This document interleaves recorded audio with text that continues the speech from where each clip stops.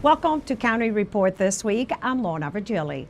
Coming up in the next half hour, the Maryland primary gubernatorial election is just around the corner, and the Board of Elections is still seeking bilingual election judges. Plus, don't miss the largest literary gathering in our region. We are talking about the Gaithersburg Book Festival scheduled for May 19th. And later, get a taste of delicious cuisine at an international eat and greet right here in our own backyard. We'll tell you when and where. But first, school safety is a big topic of conversation these days. Here in Montgomery County, we have school resource officers who are trained in emergency preparedness, crisis management, community policing, and problem solving. And as Susan Kennedy reports, these officers wear many hats throughout the day at the schools they serve. So tell me about your day. 90% of my time is spent in the building. Joe Lowry has been a Montgomery County police officer for 30 years, and the last 11 of those years have been spent as a school resource officer. He's stationed at Quince Orchard High School in Gaithersburg. Next time, what are you eating today? Whoa. Where he serves as a liaison between the school and the police department to create a safe environment for students and teachers. Here's my birthday clone right here. We have the same birthday. You good, brother? Yes. Officer Lowry will tell you overseeing a school of 2,000 students isn't easy, but he works to gain the respect of students so they know he is on their side. First thing is that this job is really about relationships, and so it's very important that, and all of our SROs do this, but it's very important that you build really good relationships with your kids. You okay, brother? Okay, man. You good? Yeah. Okay, man. Because ultimately, I mean, it's just one officer here and 6 security folks. But usually the kids, if something's going to happen, whether it be a fight or some other kind of disagreement, usually if you have a good relationship, the kids will come and tell us before it happens so we can sort of intercede before anything, ridiculous happens. Walking around the halls of Quince Orchard, students are happy to encounter Officer Lowry. How are you? Good. Good, man. Everything good? He has his finger on the pulse of the school, and the many students we spoke to told us he has a positive impact on their environment. What is it about him? It's just his natural flair, the way he walks down the hallway. Everybody finds him really cool. It's just the way he represents himself. Officer Lowry wears many hats when he is on duty.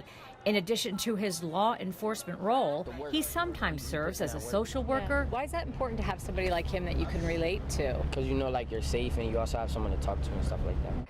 An educator, and even a surrogate parent. What has he done for you? Just kind of, have you had situations where you've needed somebody to talk to? Yeah, he's actually come to me. I don't really like opening up to people, but he actually helped me with that. It's nice to see kids who eat healthy, organic stuff, get their time in the spotlight, We were just talking about you. I hope your ears work. Yes, sir. Councilmember Craig Rice chairs the council's education committee and is a big advocate of the SRO program. So what I think a lot of people don't understand about school resource officers is they oftentimes just see them as police officers. And part of their job is certainly as a police officer to make sure that our school is safe. But it's also about the proactivity that goes in. It's just not about the reactiveness.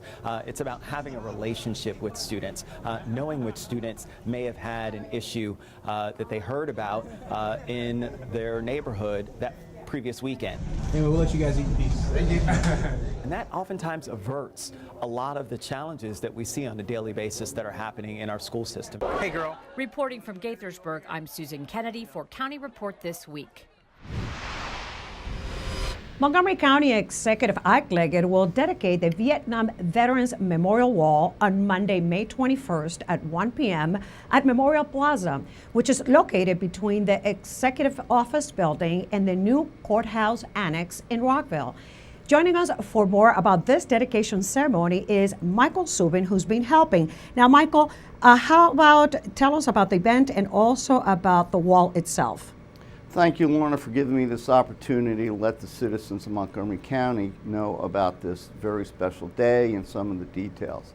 9 years ago, Mr. Leggett established the Commission on Veterans Affairs.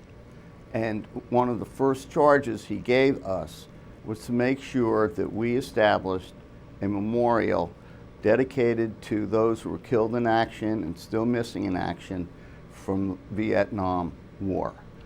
We had a number of false starts where we couldn't get the memorial up, but finally we decided, and as you said, where the memorial is going to be located. It will have the 130 names of those killed in action and missing in action inscribed into the wall. And it will honor them, and at the same time with the ceremony, we'll be able to honor the families for their sacrifices and also bring closure to the Vietnam veterans in the county and those who served during the Vietnam era. Now, Michael, how can people find out more about the fallen heroes and about the names engraved on the wall? They can go to the county website, go to the Veterans Commission website, and there they will see the names of the 130 people who we will be memorializing, honoring, and thanking. Thank you, Michael. Wishing you a very successful event. Now, for more information, do visit montgomerycountymd.gov/veterans. The Montgomery County Board of Elections is seeking registered voters to serve as election workers at polling places for the gubernatorial primary election to be held on June 26. Due to the diversity within the county, voters who speak multiple languages are also needed. Voters who are fluent in both English and Spanish are especially needed in each polling place to meet the requirements of the Voting Rights Act. Students 16 years old or older are eligible to register to vote and serve as election workers. Students can earn 25 student service learning hours. To serve in this paid volunteer position, all election workers must be registered to vote in the state of Maryland and be able to speak, read, and write the English language. Training is required and will be provided. For other election information, call 240-777-VOTE or visit 777vote.org. Coming up on County Report this week, does your home have a deck? Did you know that you can have a safety inspection for free? We'll tell you where to call to book a free inspection. County Report this week. We'll be right back. Making sure your family is prepared for any disaster is important. Hello, I'm David Bouchard. As a fire marshal, our team works with recovery after a disaster. However, preparation is key. Prepare your family for any disaster by developing a plan, reviewing your evacuation plan, and understanding when you need to shelter in place. Your actions can ensure that no matter what Mother Nature brings, you, your family, and your community will be resilient. The Department of Permitting Services wants to be sure that you and your home are safe from any disaster. Welcome back to County Report this week. I'm Lorna Virgili. One local health center is celebrating 50 years in the community. My MC Media's Mitty Hicks has more on how they are working to decrease health disparities. You may have seen white vans like this one in the Aspen Hill, Gaithersburg, and Tacoma Park communities. They're run by MobileMed, a local nonprofit serving underinsured residents in Montgomery County, and they've been doing this for the last 50 years. There are health disparities in this county. There are the socioeconomic barriers for thousands of people are very real, as well as the cultural barriers. With an estimated 70,000 people living in Montgomery County without health insurance, MobileMed is helping to fill the gap by providing them quality health care. Your blood pressure is good. It's 128/79 typically. MobileMed has 7 office locations throughout the county, including a few locations where the van is parked. We really want to deliver primary care, arrange for the lab and x-ray services that patients need, arrange for specialty referrals, and we also integrate behavioral health, which is so important for our population to make sure that it is really part of the primary care experience. MobileMed has served more than 4,000 patients this year alone. It is very important because we have a lot of poor people around here, which is really need us. We provide medications, labs, specialists, almost things free. They don't have to pay anything. According to staff, People can qualify for low copays by documenting their income on a sliding scale. There is also help for those who can't afford to pay anything. We have never in our 50 years turned away anyone for an inability to pay. The Mobile Med staff is multilingual. They offer services in Spanish, French, Farsi, and more. For more information about their services or getting involved to volunteer, log on to its website. In Montgomery County, I'm Mitty Hicks for County Report This Week. The Washington, D.C. area is registered as the 4th highest pollen spot in the county, according to the Weather Channel. We talked to an allergist here in Rockville, and she tells us what we need to do about fending off allergies during this pollen season. So we've had moisture, we've had some wind. We haven't had a ton of sunshine until this week. And so now as the temperatures rise, we get an increased amount of pollen in the air. And how much pollen is in the air? Well, actually the pollen counts are measured, and right now we have about 2,200 grains of pollen in the air. But earlier, even just last week, we had about 200. So we've gone in 1 week from having about 200 grains per cubic meter of pollen in the air to about 2,200. So it's been a pretty rapid spike in just 1 week's time. And so what should people do over the next few days as the pollen counts increase? Right, so first of all, think about things that you can do just in your environment to help you. So keep the windows to your house closed, because think about if you open the windows to your house, now all of that pollen is flying in your house and your house is becoming one big pollen collector. Let's say you have a dog, you have to walk your dog outside, so you're automatically outside.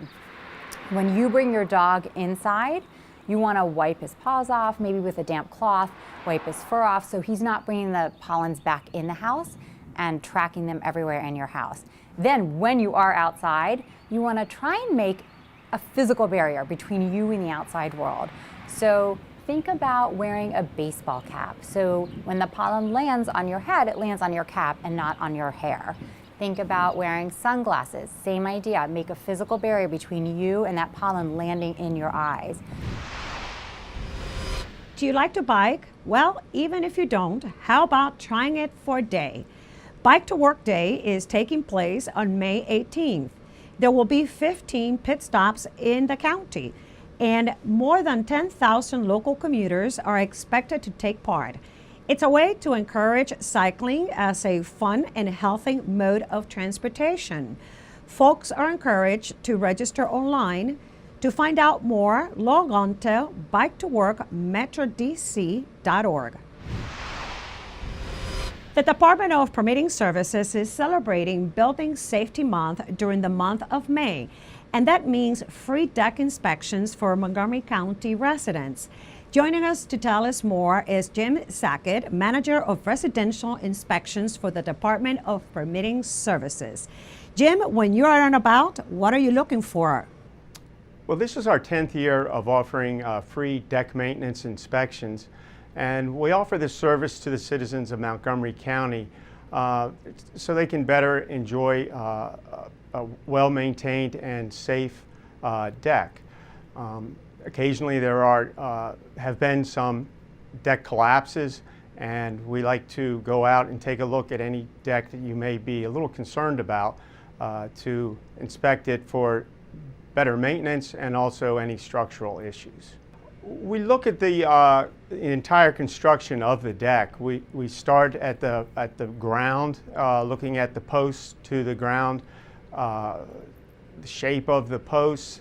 A lot of times over years the posts will rot, so we check that. And we also check all the important connections, the guardrail, the maintenance of the guardrail, the status of the guardrail, the strength of the guardrail. And very importantly, we check the ledger connection. If the deck is not freestanding, the deck's attached to the house. And it's a very critical area, and it's where any or many deck failures happen. So we check the proper connection, and we will inform the homeowner of any problems and try to advise how they could correct them. Thank you, Jim, for that information. Now, residents can schedule a free deck inspection by calling 311. Coming up on County Report this week, it is all about the small business community in the City of Rockville. We'll tell you how the city showed appreciation to entrepreneurs. An MC alumni I recognize. We take you to the Montgomery College Rockville campus. Stay with us. We'll be right back.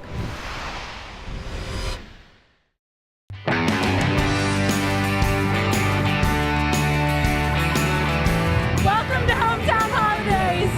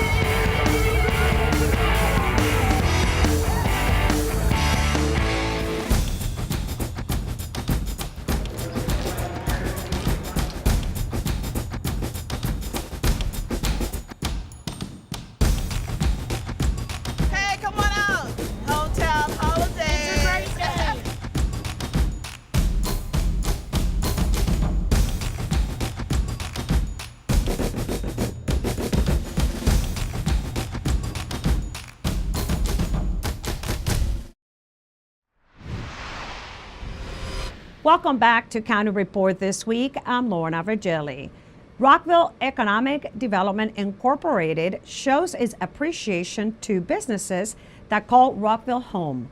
Rockville 11's Kathy Dantzler has the story. Rockville Economic Development Incorporated's 2018 Business Appreciation Week was a success. Ready, along with a team of ambassadors, including some members of the Mayor and Council and other city senior staff, paid visits to companies to thank them for making Rockville their business's home. It's important to know exactly what kind of businesses we have in the city and what their successes are, what their failures are, what they struggle with, what we could do better for them. But in general, over the years, it's been a very positive week, and the businesses seem to be very happy here. More than 50 businesses were highlighted. Rockville 11 tagged along on 2 visits. Variety Entertainment Company and family-owned business Talk of the Town, and IT support company A-Tech Systems. It's great to put a face with a name and for me to meet the people who help Rockville's development and for them to get a little bit of an idea of our business on a day-to-day basis and to be able to work together in the future. I didn't realize they're so big, and they have a warehouse full of all sorts of entertainment apparatus, and just about any kind of event you want, they can do it for you. The city's worked with us for many years with Rockville's Hometown Holidays, which is a great event for us to help out each year. And then there are a lot of businesses and non-for-profits that we work with on an annual basis that we've worked with for many, many years. You can find out ways Ready is helping to support existing businesses and how they are working to attract new businesses to the city by heading to their website at rockvilleready.org. For County Report this week, I'm Kathy Dantzler. Some Montgomery College alumni returned to the Rockville campus recently to be recognized for their achievements. MCTV's John Watson has the story. The Montgomery College Alumni Association honored some very special alumni at the 2018 Alumni Awards. The evening's MC, Michael Brown, welcomed 5 outstanding alumni to receive a variety of special recognitions. I've been to several places, here in the U.S. and across the nation, and I really truly mean that I have not found a place like Montgomery College. And what does that mean? That means that when I found Montgomery College found me. Sometimes we're not aware of the gifts that we're given until we run into different struggles in life. For those who know my story, I hope I was able to and still wise enough to put them into use and help others that I have crossed in my life. It was either sitting out a year at Miami, UCLA, or one of the other schools, or going to MC and playing right away. I opted to do that, just play at MC. By going to MC, I had to graduate in order to be eligible for a scholarship to a Division I school. Well, my parents and coaches, especially Coach Martin, made sure I did that. It makes me emotional to accept this award. And Montgomery College not only gave me that academic foundation in an uncertainty moment in my life, but now it gives me this wonderful validation to continue working hard on my journey and the next phase in my business. It's always great to be back on the Rockville campus of Montgomery College. I have great memories of my time spent here. I was taught by exceptional and motivating professors, including Connie Morella, Bob Ash, Robert Domka, Clyde Winters, and Marie Henry. Through my studies at Montgomery College, I was able to build a solid foundation and found a love for criminal justice, which continued as my major at Florida State University. For County Report This Week, I'm John Watson. Maryland recently honored statewide local business leaders supporting students in career and technology education. One of those leaders is right here in Montgomery County. MCPS TV brings us the story. He's been a visionary for career and technology education in Montgomery County for more than 40 years. Over that time, Larry Schulman, a successful attorney and recognized real estate expert, has helped create 3 diverse foundations within MCPS to help grow our future workforce. Each foundation in construction, automotive trades, and information technology were part of his vision. They need to become essential to the people they're working with. And if it's a carpenter or a lawyer or a cook, you want to become essential. If you become essential, then you become important to the business. And each provided real-world opportunities for students that laid the groundwork for their future success. Mr. Schulman has been a visionary for career technology education pathways. He's helped to set up foundations, he's helped to recruit industry leads, to help work with our school system to provide these wonderful career-based learning experiences for our students. So Larry has consistently been involved and right at the cutting edge of where we need to be as a district. He continues to push for what's best for kids. Edison High School Principal Sean Krause talks about future plans for his school. At Edison, we're looking at expanding into our brand new state-of-the-art facility in August. So I'm looking forward to that opportunity, and we're adding additional programs, and we will also be adding in the college opportunity. So students will be able to see, okay, if I'm going to enter into this career and work in this field of study, how can I continue on and advance my skill set? Larry provided advice for students starting in their respective field. My 40 years working with Montgomery County Public Schools, its leadership and teachers, has been an education in itself that could only be learned by doing it. I believe the best way to support students in our state in career and college readiness is by doing it.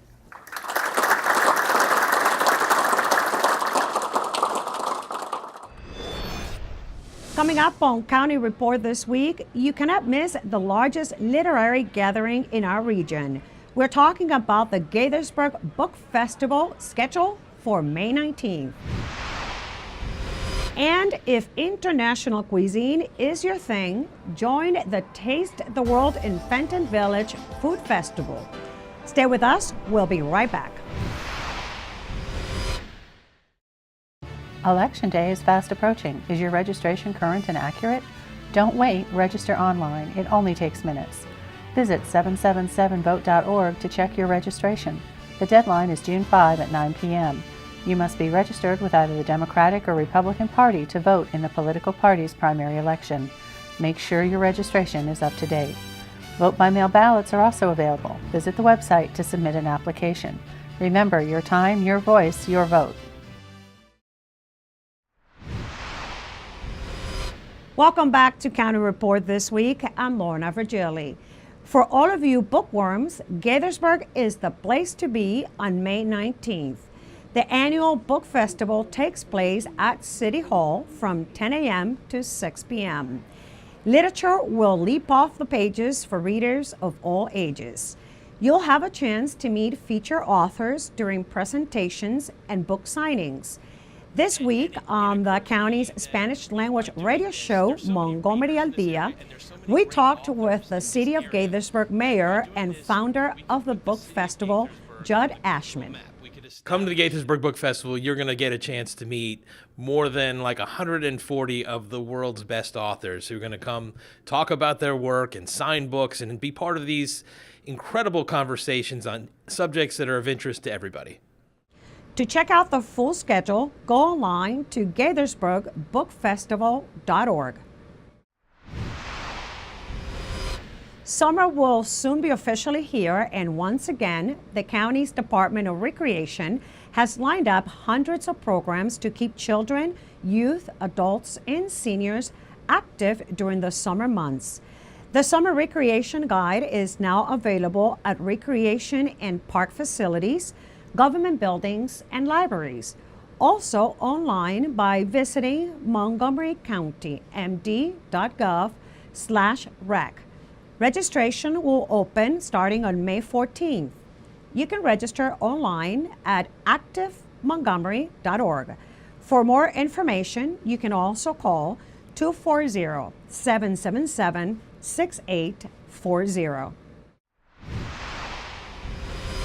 Taste the World in Fenton Village is a food lover's dream.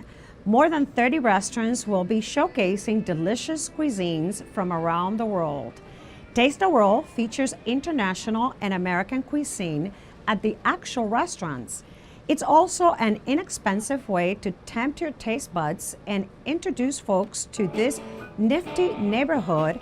The Eat and Greet takes place on May 20th from 1 to 5 p.m.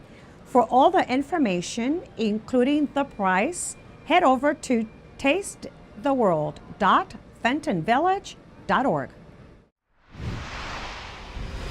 We want to remind county pet owners that all dogs and cats 4 months of age or older must have a current rabies vaccination and a county pet license.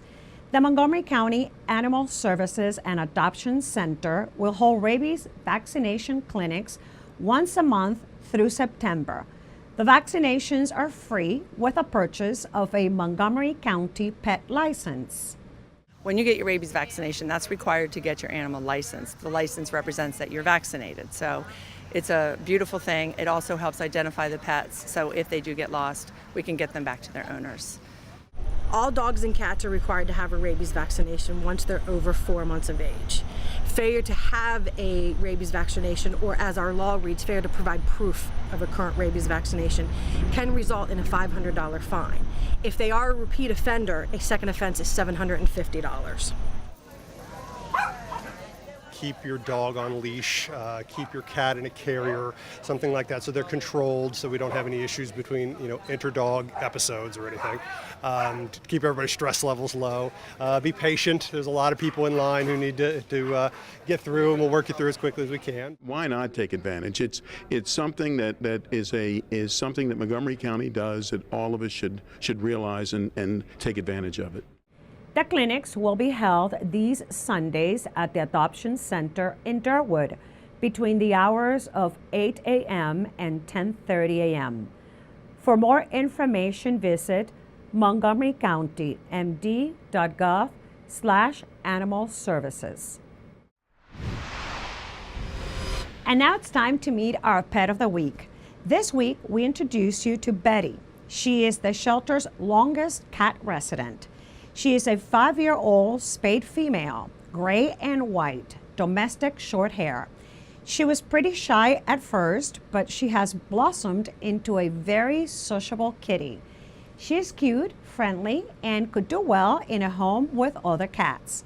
Please call the Montgomery County Animal Services and Adoption Center at 240-773-5900 or visit Betty on the web at montgomerycountymd.gov/ASD. With that, we close this edition of County Report this week. Remember to like us on Facebook and to join us again at this time every week for a look at what's going on inside Montgomery County. I'm Lorna Virgili, and thank you for watching.